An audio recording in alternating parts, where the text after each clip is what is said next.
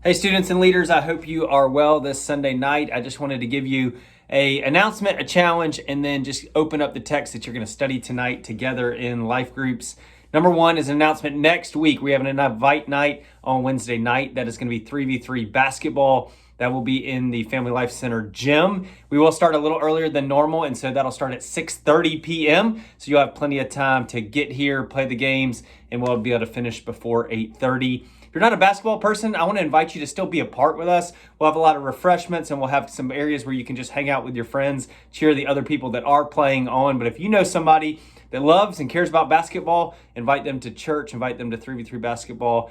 Go online and register. You can do that through our link tree on Instagram, and let us know if you cannot get on the link tree or can't get on Instagram to be able to register your team.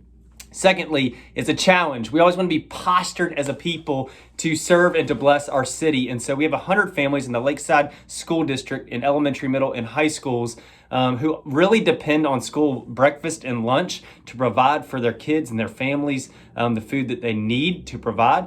And so we're going into Easter week. We are actually going to provide some boxes, and we're going to take some of a portion of those supplies, and as a church want to provide for 100 Easter boxes. And so there's more info that your life group leaders have gotten in that regard, but we want to have a challenge between our 9 life groups of who can pack the most boxes. Whoever does, we will gladly bless your life group with a night of Krispy Kreme donuts. And so that's the challenge, that's the announcement.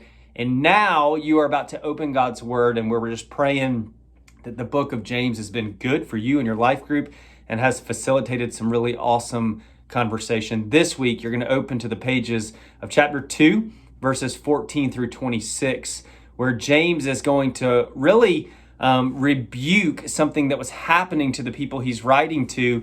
And he's going to talk about the fact that authentic faith works, meaning that works and fruit and things are going to come from your life if you have an authentic faith in Jesus.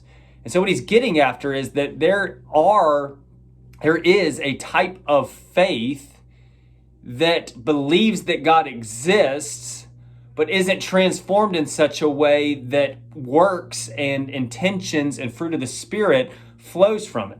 And so he says, hey, even the demons believe God and shudder.